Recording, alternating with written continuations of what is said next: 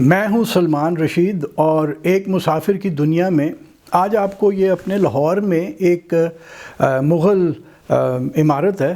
اس کے بارے میں بتانا چاہتا ہوں۔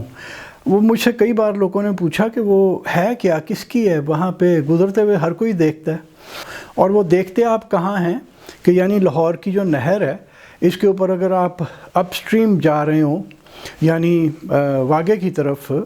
تو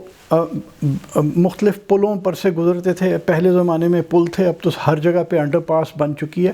تو دھرم پورے کی انڈر پاس جب آپ پار کرتے ہیں اور اس کے بعد تھوڑا سا آگے بڑھتے ہیں تو بائیں ہاتھ پہ آپ کو یہ عمارت دکھتی ہے۔ عمارت جو ہے وہ جسے میچور مغل یا لیٹر مغل پیریڈ کا کہتے ہیں، یعنی شاہ جہاں کے بھی بعد ہی آپ سمجھ لیں، تو یہ وہاں پہ کھڑی ہے۔ اور بہت سال پہلے ذرا حالات اس کے خراب سے تھے، اب بھی خیر وہ ایسے ہی ہیں، لیکن یہ ہے کہ وہ جو اس کی پلنتھ ہے، یہ اونچی پلنتھ جو آپ دیکھ رہے ہیں تصویر میں، اس کو ذرا مرمت وغیرہ کر دیا گیا ہے۔ اور اندر بھی جب میں اپنی گرینڈ ٹرنک روڈ والی کتاب پہ کام کر رہا تھا، 2019 کی بات ہے، تو اندر بھی کچھ لگی ہوئی تھی اسکیفولڈنگ اور اس پہ کچھ کام کاج ہو رہا تھا،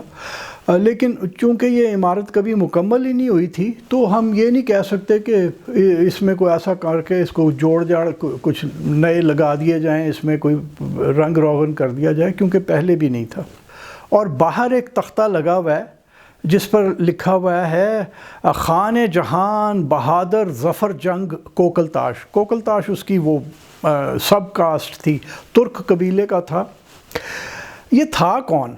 یہ شاہ جہاں کا ایک بڑا پکا نمک خوار تھا۔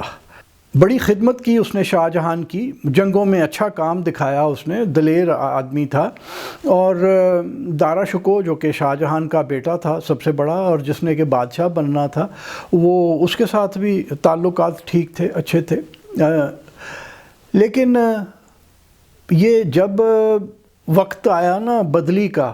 تو جیسے آج کل ہمارے سیاستدان کرتے ہیں کہ وہ دیکھا کہ اچھا جی او والی جڑی پارٹی ہے وہ ذرا بلے بلے ودیا ہے، چلو ادھر ٹپ کے ادھر ہو گئے۔ تو جیسے ان کا کوئی دین ایمان نہیں ہے، اس زمانے میں بھی دین ایمان کوئی نہیں ہوتا تھا، مال دولت طاقت کے لیے ہی ہر کام ہو رہے ہوتے تھے۔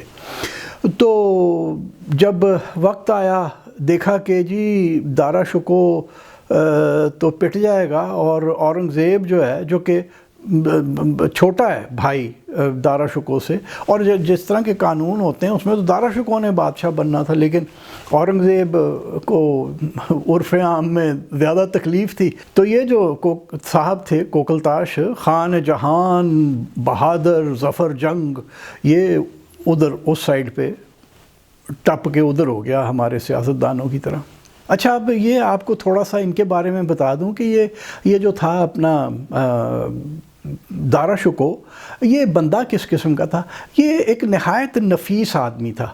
یہ کتابیں پڑھنے والا، کتابوں سے عشق کرنے والا آدمی تھا، یہ ایک آرٹسٹ تھا اور صوفی طبیعت کا مالک تھا۔ اور اپنے میاں میر، حضرت میاں میر جن کا مقبرہ یہ دھرم پورے سے ارلی طرف ہے، یہ ان کا بڑا مرید تھا پکا، اور وہ صوفی آدمی تھے، وہ ہمارے آج کل کے پیروں کی طرح کے نہیں تھے نا، نوٹ چوٹ چھاپنے والے، وہ صوفی بزرگ آدمی تھے۔ دارا شکوہ اور اس کی بیوی نادرہ بانو بیگم، وہ بھی بالکل میاں بیوی کی جوڑ بالکل پکا تھا۔ اور میں آپ کو ایک بات بتا دوں کہ جتنے سال انہوں نے اکٹھے گزارے، دارا شکوہ نے کوئی اور شادی نہیں کی۔ اور خیر اس کے بعد وہ آپ جیسے یہ کہانی آگے بڑھے گی آپ کو پتہ چل جائے گا کہ پھر تو موقع ہی نہیں رہا۔ تو یہ دونوں بڑے ان کے مرید تھے اور ان کی محفل میں بیٹھا کرتے تھے، جا کے اچھی باتیں ان سے سنا کرتے تھے۔ ان کا اور ان کی جو دارا شکوہ کی جو ایک چھوٹی بہن تھی جہاں آرا بیگم، وہ بھی اسی طرز کی تھی۔ تو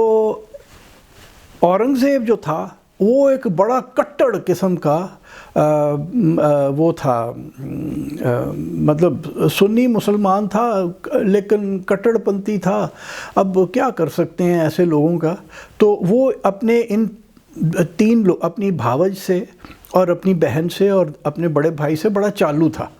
کہ بندے ٹھیک نہیں ہے، اب پھر گئے نے، یہ ملحد الحاد کر گئے ہیں، یہ جناب اپوسٹیٹس ہیں، یہ خراب لوگ ہیں اور ان کا کچھ کرنا پڑے گا۔ تو دیکھیے جب شاہ جہان ذرا مرنے کے قریب تھا تو بیمار تھا آخری دنوں میں، تو جب کہ بڑا بیٹا دارا شکوہ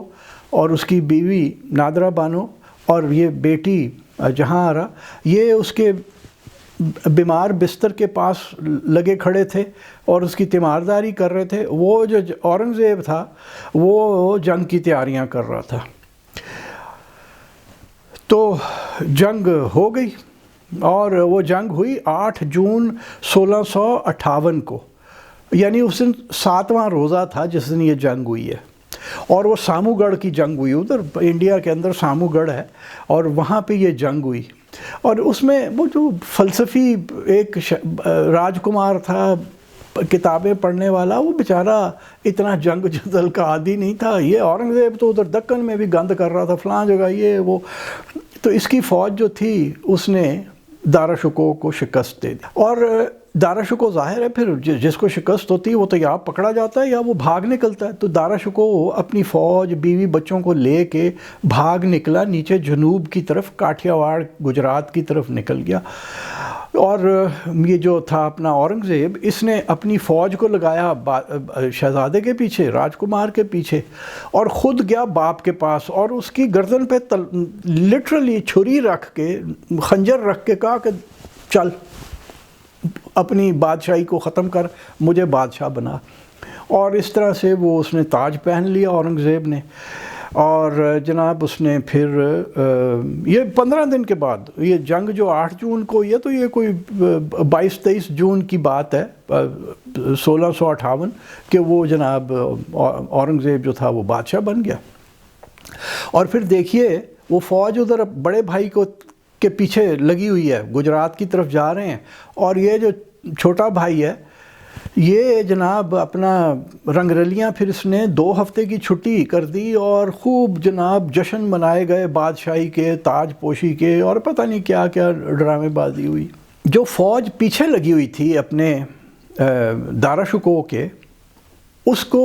کے اندر 2 لوگ تھے، ایک اس میں یہی تھا بہادر خان، جس کو عرف عام میں بہادر خان ہی کہتے ہیں، یعنی خان جہان، بہادر ظفر جنگ کوکل تاش جو تھا، ایک یہ تھا اس کی کمانڈ کر رہا تھا، اور اس کے ساتھ ایک راجہ جے سنگھ تھا۔ ہم راجپوتوں کو بڑا سمجھتے ہیں نا کہ جی بڑے کردار والے ہوتے ہیں، کئی راجپوت بھی وچوں وہی ہوندے نے، تو یہ 2 جو تھے یہ وہ فوج لے کے اس کے پیچھے جا رہے تھے۔ اچھا، وہاں سے یہ گجرات سے جو ہے دارا شکوہ آخر کار اس کو پتہ تھا کہ یہ آ رہے ہیں پیچھے، تو وہ وہاں سے نکلا، اور دیکھیے گرمیوں کے دنوں کے اندر، میرا خیال ہے اپریل کا مہینہ تھا، کہ وہ وہاں وہ جو جسے سندھی میں کچھ جو رن کہتے ہیں، کچھ جو رن میں سے یعنی رن کچھ میں سے وہ ہوتا ہوا سندھ کی طرف آیا، ٹھٹھا کی طرف، اور پھر اوپر سے ہوتا ہوا وہاں آپ کو بلوچستان میں بولان پاس کے جو بالکل نیچے ڈھاڈر کا گاؤں ہے، آبادی شہر ہے اب تو ڈھاڈر، اچھا بھلا، وہاں پہنچ گیا۔ اور وہ وہاں ایک بقول کتابوں کے جو مغلوں کی فارسی میں یا ترکی میں لکھی گئی تھی، اس میں جیون خان نام کا کوئی جو تھا سردار، اس کے پاس گیا۔ یہ جو جیون خان تھا، جن دنوں میں شاہ جہان کی بادشاہی بڑے زور پہ تھی، اس نے کوئی غلط کام کیا تھا، اور شاہ جہان نے اس کو بلوا کے اس کو پھانسی قتل کرنے کا حکم دے دیا۔ تو دارا شکوہ جو ہے، اس نے کہا کہ نہیں بہن ابا جی، اے نہیں بھائی، بلوچ آدمی ہے یار، چھوڑ دو، یہ مت کرو، اچھا آدمی ہے یہ۔ تو شاہ جہان نے اس کی جان بخشی کر دی اور جیون خان واپس چلا گیا اپنے ڈھاڈر میں۔ تو قدرتی بات ہے، کہ دارا شکوہ کا خیال تھا کہ وہ جب میں نے جان بچائی ہے وہ مجھے میری مدد کرے گا۔ چنانچہ وہ اس کے پاس پہنچا، وہ اپنے لاؤ لشکر جو بیچارے کے پاس تھوڑا سا تھا، بیوی بچوں کو لے کے اس نے رکھ لیا انہیں، اور لیکن جو اپنی نادرہ بیگم بانو تھی غریب، وہ رن کچھ کے سفر سے اس کے اوپر بڑا برا یعنی فزیکل اثر اس کے اوپر بہت برا ہوا، وہ بیچاری بالکل رہ گئی تھی، اور اوپر سے پھر وہ راجکماری تھی، وہ تو ان کو کہاں گندا پانی پینے کو ملتا تھا، پتہ نہیں کن کن ندیوں سے غریب نے پانی پیا تھا۔ اس کو ایک کانسٹنٹ پیچش کی بھی شکایت تھی، ڈیسنٹری لگی ہوئی تھی اس کو، تو وہ بڑے برے حالات میں تھی، اور کچھ دن یہاں رہنے کے بعد ڈھاڈر میں جیون خان کے پاس وہ دنیا سے گزر گئی۔ تو یہ جو تھا بیچارہ دارا شکوہ کافی رویا پیٹا، بہرحال اس نے اس کا میت تیار کی، نماز جنازہ پڑھی اور میت کو بھجوا دیا کہ وہ حضرت میاں میر کے قبر کے نزدیک کہیں اس کو دفن کیا جائے، وہ لاہور۔ اچھا، وہ جو جیون خان صاحب تھے انہوں نے کیا کیا کہ انہیں پتہ چلا کہ وہ جو بہادر خان کوکل تاش جو ہے وہ تو آیا ہوا ہے ادھر سکھر کے قریب، وہ جو بھکر کا قلعہ تھا جو جزیرہ تھا کسی زمانے میں، اب تو پل بن گیا تو وہ پتہ نہیں چلتا لوگوں کو کہ وہ جزیرہ ہے، وہ اصل میں جزیرہ تھا اس کے دریائے سندھو کے عین بیچ میں، تو وہاں پہ اوپر قلعہ بھی تھا، وہ اب قلعے کی آپ تصویر نہیں اتار سکتے، فوج کے قبضے میں ہے، کیمرہ کڈیا تھے اندر، تو وہ وہاں پہ آ کے وہ قلعہ بند ہوا تھا اور انتظار کر رہا تھا کہ جیسی کوئی خبر آئے دارا شکوہ کی تو اس کو بھاگ کے پکڑ لے، اور وہاں سے ڈھاڈر جو تھا وہ تو چند دنوں کا ہی سفر تھا سکھر سے، تو جب بیچاری نادرہ بیگم گزر گئی تو جیون خان نے وہاں پہ پیغام بھیجا، اس نے وہاں پہ پیغام بھیجا کہ بہن اے بندہ جڑا تسی لب رہے ہو نا میرے کول پیا ہوا ہے، اور اس طرح سے یہ ہوا کہ وہ چپ چاپ جو بہادر خان جہان بہادر ظفر جنگ کوکل تاش تھا، جو کہ شاہ جہان کا بڑا وفادار پالتو کتے کی طرح کا تھا اور دارا شکوہ کے کبھی گن گایا کرتا تھا، وہ اور جے سنگھ وہ بھی شاہ جہان کا بڑا وفادار تھا، تو راجہ جے سنگھ اور یہ کوکل تاش صاحب بھکر کے قلعے سے نکلے اور وہاں سے یہ آ کے انہوں نے ڈھاڈر پہنچے، اور انہوں نے جو دارا شکوہ تھا اس کو اور اس کے بیٹوں کو قید کر لیا۔ اچھا، ایک بات بتاتا چلوں، ارون نے ایک کتاب ہے لیٹر مغلز، اس کے اندر اس نے لکھا ہے کہ یہ جو جیون خان ہے نا یہ وہاں پہ نام ہو نہیں سکتا، ہمارے یہاں پنجاب میں تو عام نام ہے، ابھی بھی کئی لوگ ہم جانتے ہیں جیون خان کے نام سے، تو لیکن وہ کہتا ہے ارون کہ یہ جو تھا اس کا نام تھا جیہن، اور جیہن جو ہے وہ بلوچوں کا ایک عام نام ہے، میرے دوست مشتاق چانڈیوں کے بیٹے کا نام جیہن ہے، اور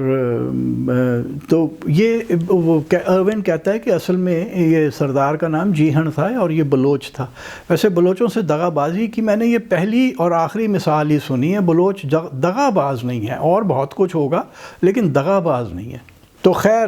کوکل تاش نے اور راجہ جے سنگھ نے باپ بیٹوں کو پکڑا، دارا شکوہ اور اس کے بیٹوں کو، اور انہیں لے کر شاہ جہان آباد جہاں پہ اورنگزیب بیٹھا ان کا انتظار کر رہا تھا وہاں پہنچا، اور پھر دیکھیے کہ وہاں پہ انہوں نے اس کو جو راجکمار تھا جس نے بادشاہ بننا تھا اس کو پھٹے پرانے گندے بدبودار کپڑے پہنائے، باپ اور سپہر شکوہ جو بڑا بیٹا تھا دارا کا ان کو ایک ہاتھی پہ سوار کیا، اور ان کو جو ہے ان کے پیر باندھے ہوئے تھے، ہاتھ کھلے تھے، ان کو لے کے وہ انہوں نے شہر کی گلیوں میں پھرایا، اور آپ یہ دیکھیے کہ کتابوں میں لکھا ہے کہ جناب دارا شکوہ سر نیچے کر کے بیٹھا ہوا تھا ہاتھی کے اوپر، اور وہ لے جایا جا رہا تھا، اور جو لوگ تھے شہر کے جب انہوں نے دارا شکوہ جو کہ ایک پسندیدہ شہزادہ تھا، ایک پسندیدہ راجکمار تھا، وہ دارا شکوہ کی یہ حالت دیکھی تو بڑا شور شرابہ پڑا کہ جی یہ کیا ہو رہا ہے، یہ زیادتی ہے، لیکن اورنگزیب ہم تو بڑا اسے پکا چیمپئن مانتے ہیں نا جی، وہ کوئی اتنا کو اچھا انسان نہیں تھا۔ کچھ دنوں کے بعد اس نے ایک کونسل بلائی اور اس کے اندر بہادر خان بھی تھا۔ بہادر خان کا نام میں آپ کو بتاتا چلوں کہ جب یہ شروع میں سپاہی بھرتی ہوا تھا فوج میں تو اس کا نام تھا ملک حسین۔ یہ جو خان جہان بہادر ظفر جنگ اس کو دیا گیا، یہ اورنگزیب نے دیا تھا ان خدمات کی وجہ سے۔ تو وہ کونسل جو بلائی اس کے اندر یہ کوئی 5 اس کے جو امراء تھے، وزیر کبیر ٹائپ لوگ، انہوں نے کہا جی فوراً اس کو پھانسی دے دی جانی چاہیے، اس کا سر تن سے جدا، یہ دارا شکوکا، کیونکہ یہ دہریہ ہے، یہ ملحد ہے، یہ دین سے پھر گیا ہے اور اس کی سزا صرف یہی ہے۔ اور اس میں اس کونسل میں جو بڑھ چڑھ کے جس نے شور کیا کہ نہیں بالکل قتل کر دو، چھڈو نا، 1 منٹ نہیں انہوں چھڈو، وہ یہی تھا کوکل تاش۔ اس نے سب سے بڑھ چڑھ کے یہ کہا کہ جی اس کو مار دیا جائے۔ تو وہی ہوا، ان کے سر تن سے جدا کر دیے گئے، دارا شکوہ کے اور اس کے بیٹے سپہر شکوہ کے، اور بھی کچھ شہزادے بھی مارے گئے۔ اور پھر جب 1697 کے اندر یہ کوکل تاش مرا تو اورنگزیب ابھی زندہ تھا، اس نے کہا کہ جی بڑا مقبرہ بنایا جائے اس کا۔ چنانچہ یہ جو مقبرہ آپ دیکھ چکے ہیں پھر دیکھ لیجئے، یہ مقبرہ اس وقت بنایا گیا۔ جاتے جاتے میں آپ کو ایک چھوٹی سی بات اور بتاتا چلوں